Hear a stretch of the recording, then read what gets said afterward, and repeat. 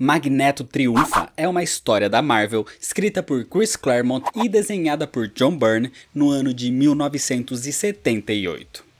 O maior vilão e inimigo dos X-Men tá de volta, e dessa vez com um plano muito mais complexo, algo que vai fazer com que ele seja finalmente o vencedor.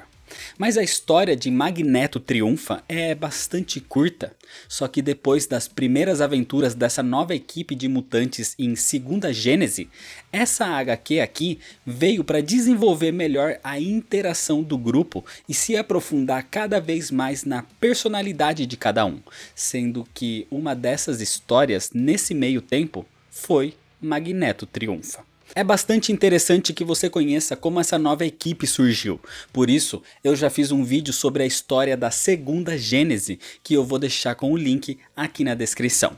E a ideia dessa HQ é que ela compila esse período mais disperso, porque ela vai te preparando para um evento de grandes proporções. Então antes de continuar, se inscreve se você ainda não é inscrito, já deixa seu like nesse vídeo para não esquecer depois, me segue no Instagram e baixa o aplicativo do canal, o link tá aqui na descrição. E hoje é dia de Magneto Triunfa, então vamos pra história, senta aí. Senta que lá vem a história.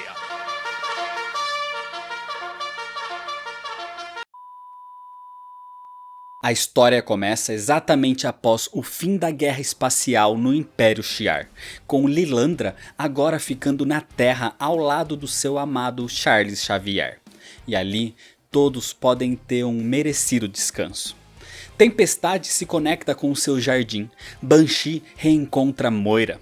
Noturno e Colossus tentam se distrair, mas Ciclope está preocupado com Jean Grey e com o que ela se tornou. A Fênix.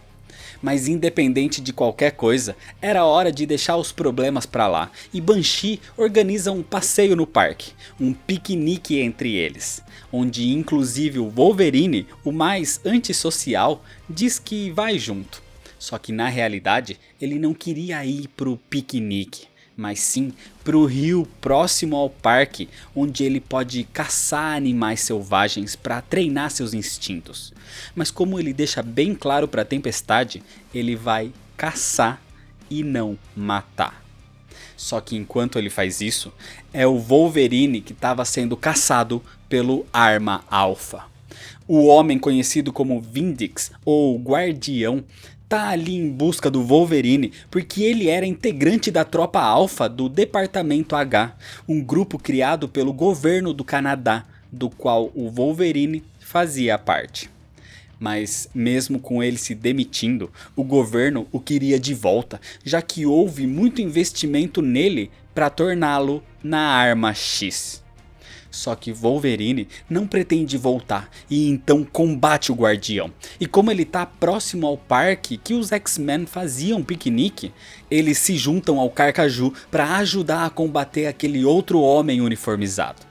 Só que no fogo cruzado, Moira é atingida, o que enfurece o Banshee. E antes de atacar o inimigo, o Guardião foge e desaparece, mas com a promessa de que voltaria algum dia. Algum tempo depois disso, vemos o Fera indo até a mansão dos X-Men, mas não encontrando ninguém ali. O Fera atualmente vem atuando com os Vingadores, mas é um mutante da primeira formação da equipe e acha muito estranho não ter ninguém naquele lugar. Assim, ele investiga melhor e com o cérebro encontra seus ex-companheiros atuando num circo como aberrações. Só que aquilo, na verdade, era uma lavagem cerebral feita por um vilão chamado Mesmero, que tinha capacidade de hipnose. O Fera acaba sendo pego também, mas Wolverine vai recuperando a sua sanidade aos poucos, explicado talvez pelo seu fator de cura restaurar células do seu cérebro também. Assim, furioso por ter sido enjaulado como animal, ele começa a soltar e recuperar a mente dos seus companheiros, que se unem mais uma vez e partem em busca de Mesmero. Mas quando o encontram, descobrem que o problema era muito maior. Mesmero já tinha sido derrotado, e não por um aliado, mas sim por um inimigo, por Magneto. Magneto viu o momento que Mesmero atacou a mansão, e ao capturar os heróis, ele acabou lhe fazendo um favor.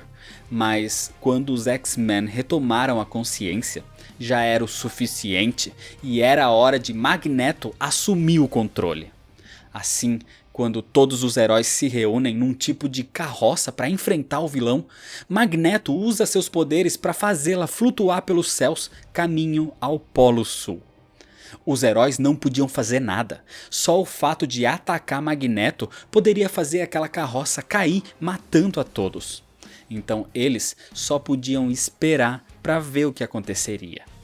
Assim, Magneto leva todos até a Antártida, mais precisamente até um vulcão no Polo Sul, onde Magneto construiu uma gigantesca instalação de metal abaixo da lava. E ali, ao destruir a carroça, Magneto enfrenta todos os X-Men e os derrota facilmente. Ele explica que depois que foi transformado em bebê e devolvido à sua forma adulta por Eric Scarlatti, como visto na história anterior, ele voltou mais poderoso do que antes. Assim, deixando todos atordoados, Magneto derrota um a um. Mas o vilão não deseja matá-los, ele deseja vingança, porque o tempo que ficou transformado em bebê foi a sua maior humilhação. E ele quer fazer o mesmo aos X-Men. Por isso, prende todos em máquinas que inibem seu poder mutante. E mais que isso, inibem suas funções motoras, transformando-os basicamente em bebês num corpo adulto e numa mente presa de onde eles nunca poderiam escapar. Assim, deixando uma robô batizada de Babá, criada por ele para cuidar desses bebês. Então Magneto finalmente triunfa. Dessa forma, o vilão inicia vários ataques a bases militares pelo mundo. E nesse meio tempo, da melhor forma que pode, a Tempestade tenta se mexer e da sua coroa tira uma espécie de grampo, e por ter habilidades de ladra, ela consegue abrir a fechadura que a prende, conseguindo assim se libertar e libertar seus amigos. Por essa anomalia na base, Magneto vai para investigar e encontra os X-Men preparados dessa vez, onde todos atacam o vilão e finalmente conseguem superá-lo. Principalmente quando a Fênix libera o seu poder. Só que isso afetou os controles centrais da instalação, o que fez com que ela começasse a ser destruída, fazendo a lava do vulcão acima entrar ali, o que seria mortal muito em breve. Dessa forma, Magneto, mesmo ferido depois de ter sido espancado pelo Colossus, sai da instalação o mais rápido possível e parte ao espaço para se recuperar num asteroide criado por ele que orbita a Terra, chamado Asteroide M. Só que os X-Men ficaram prestes a ser atingidos e sem tempo de salvar todos, a Fênix parte com o Fera para fora dali. E ao tentar recuperar o resto da equipe, já era tarde demais. A instalação foi completamente destruída pela lava. Dessa forma, acreditando que seus companheiros tinham sido mortos ali. Assim, quando a Fênix e o Fera chegam de volta à mansão, a notícia que dão ao Professor Xavier é de que seus companheiros morreram. Mas sem que eles soubessem, estavam errados, porque graças ao esforço em conjunto dos X-Men, conseguiram criar um tipo de túnel para escapar da instalação em ruínas. E isso os levou até a Terra Selvagem, localizada ali na Antártida. Mas depois de ver a tragédia que sobreviveram, eles acreditam que a Fênix e o Fera não conseguiram e morreram no desabamento. Chegando na Terra Selvagem, onde só Ciclope esteve antes, os novos X-Men ficam deslumbrados com o local e ali tentam se recuperar um pouco. Ciclope inclusive tenta se barbear de alguma forma e quando tira a barba e fica só com o bigode, ele percebe que é muito parecido com o Corsário, mas ele deixa esse assunto passar.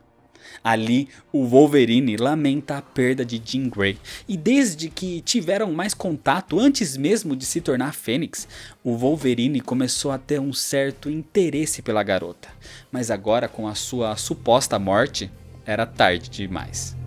Os mutantes tentam recuperar suas energias em paz, mas mal sabiam que a Terra Selvagem era cheia de perigos, como por exemplo, Carl Lycos, o mutante conhecido como Sauron, com poderes de até mesmo hipnotizar seus inimigos. Mas ao confrontar o velho rival dos mutantes, eles percebem que Lycos é basicamente controlado por essa forma de pterodáctilo que é Sauron. E no fundo, o homem não é um inimigo.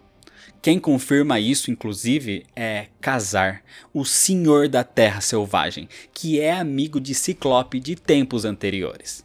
Assim, ele confirma que Lycos não é o verdadeiro vilão ali, e sim Garok, um antigo deus do sol das trevas, uma espécie de homem petrificado que foi despertado ali num templo pantanoso por uma sacerdotisa chamada Zaladine. A sua intenção é trazer paz a essa terra, mas não importando os meios, e isso vem acabando com a Terra Selvagem. Assim, os X-Men se unem a Ka-Zar para acabar com essa ameaça. Inclusive na invasão da cidadela que Garok construiu ali, Wolverine é atacado por uma espécie de dinossauros e tem seu braço praticamente devorado. Mas ele não se preocupa com isso, porque seu fator de cura o recuperaria. E essa é a primeira vez que seus companheiros descobrem sobre essa habilidade do mutante. Então, ao invadir o local e depois de passar por vários conflitos com os inimigos, os X-Men conseguem derrotar Garok graças à liderança e aos poderes de Ciclope que rivalizaram com o Homem Petrificado, assim acabando com a ameaça. Depois disso tudo ter acontecido, os X-Men podem tentar voltar para casa.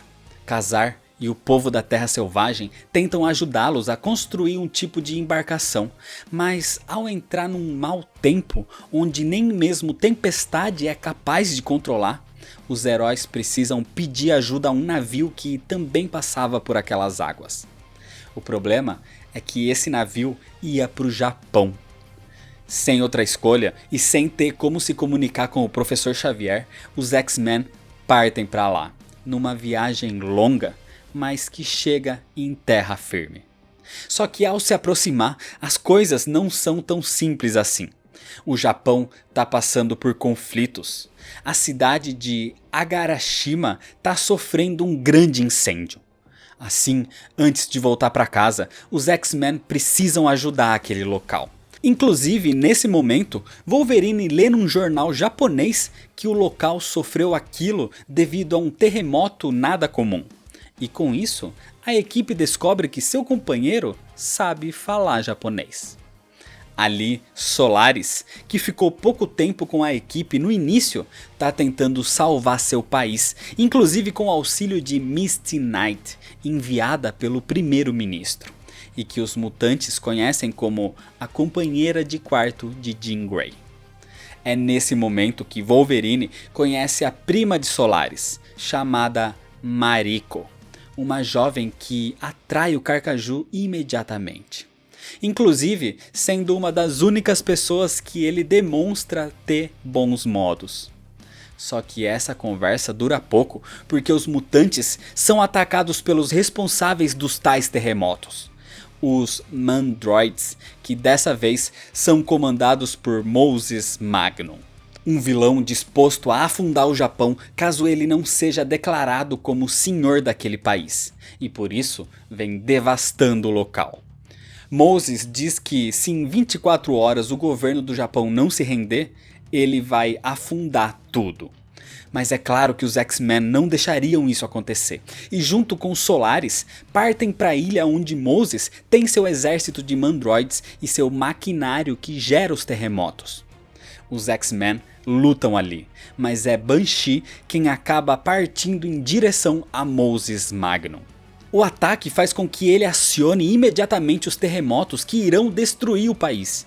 Mas Banshee precisa evitar, e usando todo o poder da sua voz, ele gera um tipo de campo em volta do maquinário onde Moses se encontra, e sobrecarregando aquilo, o quartel e o plano do vilão são completamente destruídos.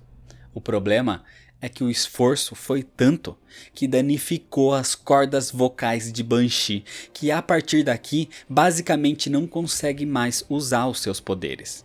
Mas de qualquer forma, a ameaça foi controlada e o Japão foi salvo pelos X-Men. Desse jeito, Solaris, que nunca gostou muito da equipe, passa a respeitá-los e de fato agora se torna amigo dos X-Men, inclusive hospedando seus companheiros na sua casa para passar o Natal juntos. Ali então, num raro momento de descanso, vemos Wolverine tentando entrar em contato com o Mariko novamente, e vemos como Colossus sente falta da sua família. Talvez isso o esteja deixando abatido, o que faz com que ele pense que não é muito útil para a equipe, já que nesses 2 últimos conflitos ele não foi de muita ajuda. Mas Tempestade o consola e diz que de todos ele é o único que de fato ainda tem uma família, mas que os X-Men são a sua verdadeira família agora. Enquanto isso acontecia, Charles Xavier ainda pensava que seus alunos tinham morrido nas mãos de Magneto, e que tudo aquilo tinha sido culpa sua por transformar eles nos X-Men.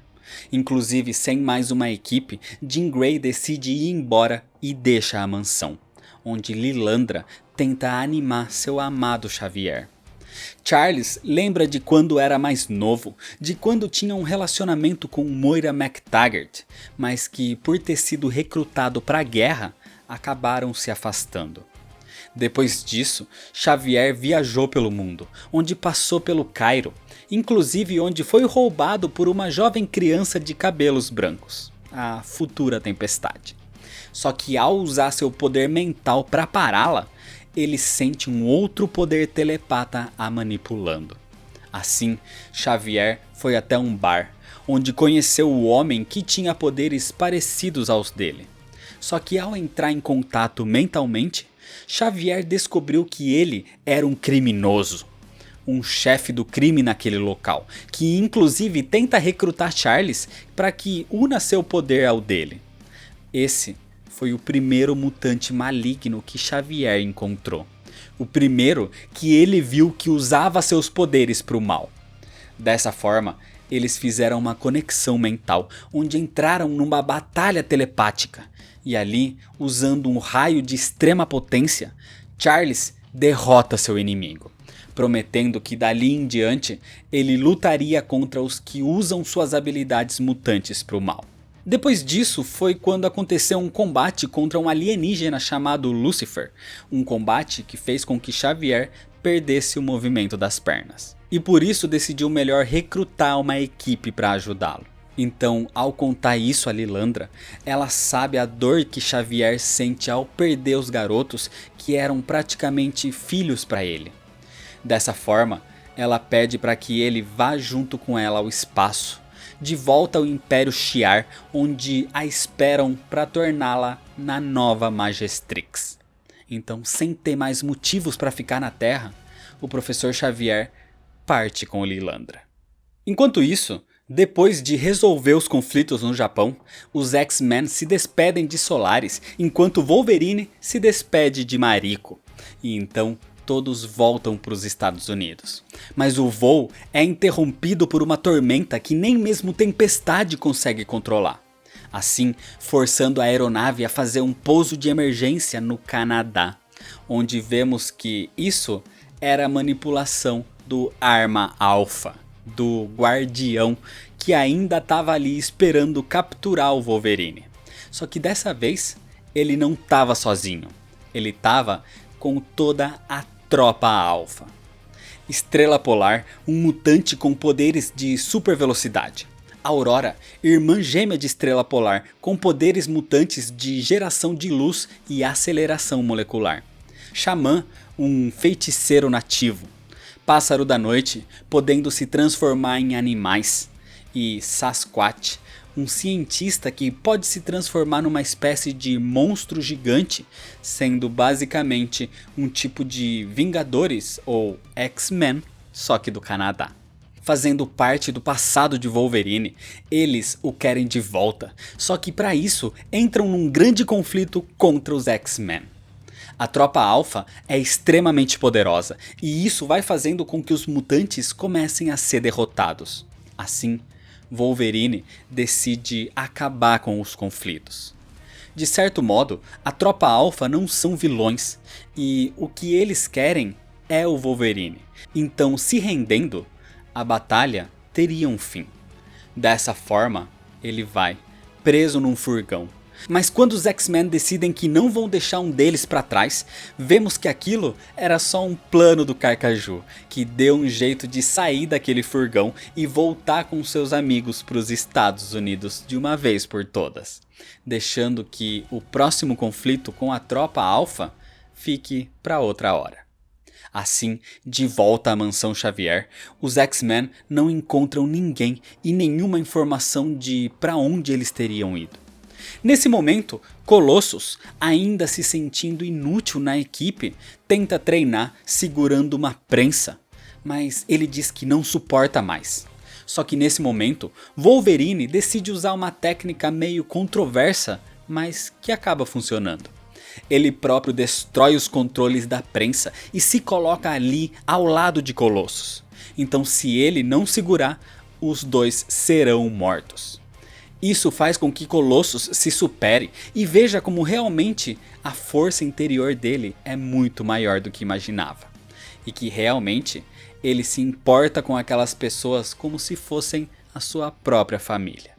Tempestade, ao voltar para os Estados Unidos, decide ir ao seu antigo bairro onde viveu com seus pais. Só que ali vê um lugar decadente e cheio de crianças viciadas e sem rumo que inclusive a atacam tentando roubá-la. Mas naquele bairro vivia Luke Cage e Misty Knight, que a encontram e lamentam que eles podem salvar a humanidade do Doutor Destino ou até mesmo do Galactus, mas que infelizmente não podem salvar as pessoas delas mesmas. Só que esse novo período para refletir e descansar termina assim que Black Tom Cassidy e o Fanático voltam a surgir. Mas dessa vez não atacando os mutantes diretamente, mas contratando alguém que poderia fazer isso.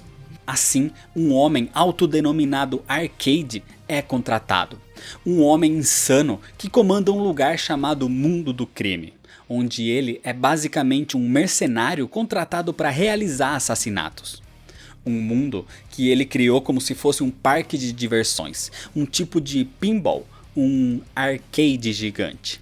E pelas ruas de Nova York, ele vai capturando um por um dos X-Men. Mas em vez de prendê-los ou matá-los, Arcade arma jogos onde os mutantes poderiam vencer ou morrer. O maior problema é que ele faz uma lavagem cerebral no Colossus, que acaba acreditando que está atuando contra a União Soviética ao lutar ao lado de uma equipe americana. Então se transforma num tipo de herói da sua pátria, chamado Proletário. Mas, aos poucos, os heróis vão superando seus desafios. E quando enfrentam Colossus manipulado, Tempestade implora para que ele volte ao normal e veja que eles são a sua família.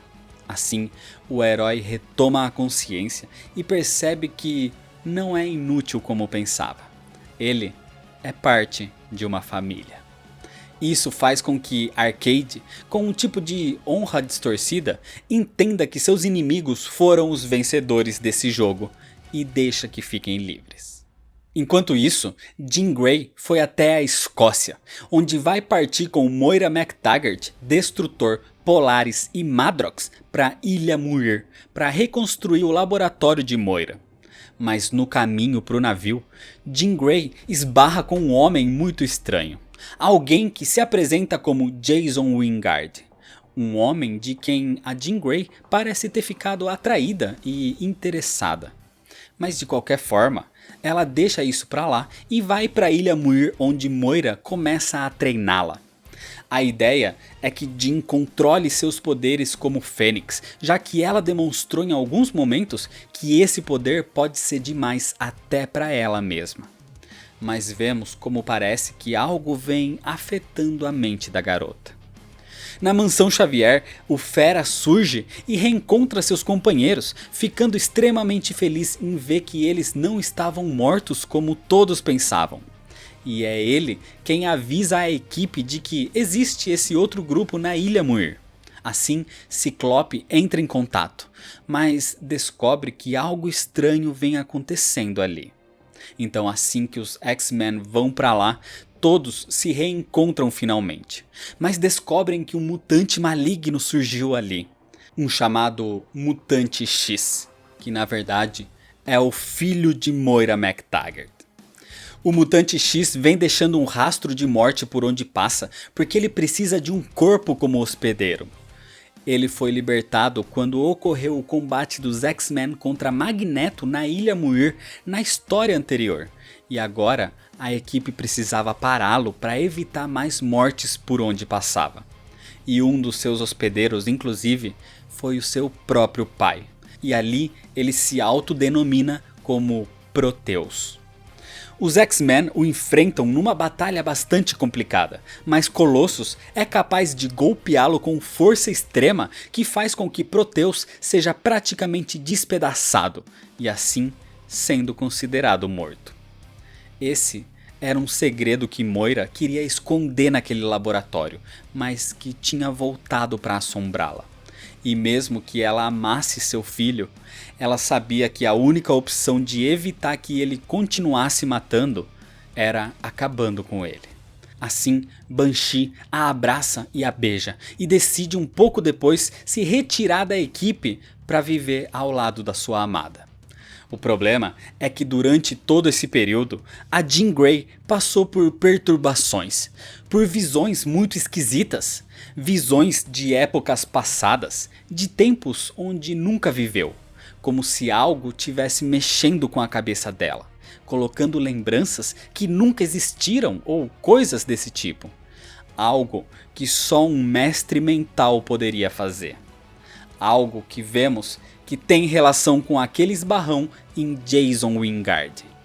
O problema é que isso iria desencadear eventos irreversíveis na mente da garota.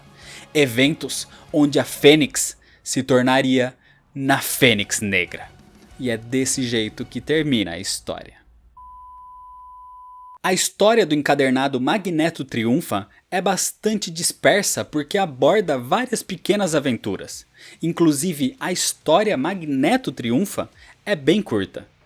Todas as edições são até mesmo meio mornas, mas a importância disso aqui é gigantesca. A HQ começou a construir melhor seus personagens, começou a lhes dar mais camadas, não eram mais só super-heróis de uniforme lutando contra vilões. Aqui, as relações interpessoais foram mais desenvolvidas, os sentimentos únicos de cada um que afetava na equipe como um todo. A história em si passa por várias aventuras, desde a Antártida até pelo Japão e Canadá, mas o que importa mesmo é como a equipe vai crescendo cada vez mais unida, realmente se tornando numa família. O roteiro é bom no que se propõe a fazer, mas a narrativa é cheia de pontos datados atualmente. Só que aí cabe a você ter a noção que essa é uma HQ escrita no final dos anos 70. Então claro que tem uma leitura extremamente lenta, com vários balões totalmente desnecessários que narram exatamente a cena que está sendo mostrada. Mas a arte do John Byrne aqui supera a época e é boa até os dias de hoje. Aqui, Colossus e Noturno mostram sua autossuperação. Tempestade mostra seu carinho pelo próximo. Mas o grande destaque aqui é Wolverine, que vai revelando coisas sobre ele próprio. Vai demonstrando sentimentos e até mesmo se mostrando num bom professor. É uma HQ que, apesar de ser cheia de ação, o que importa mesmo é a ligação entre a equipe. E serve também como uma importante preparação para eventos futuros. Eventos que se tornaram clássicos de extrema importância para todos os quadrinhos. Porque em seguida dessa história se inicia a saga da Fênix Negra e Dias de um Futuro Esquecido. Duas histórias que eu já fiz vídeo aqui e por isso vou deixar os links aqui na descrição. Então é isso, se você ainda não é inscrito, se inscreve no canal, deixa seu like se você gostou, me segue lá nas redes sociais para ficar por dentro das novidades, compartilha esse vídeo com seus amigos. Muito obrigado, valeu e até mais.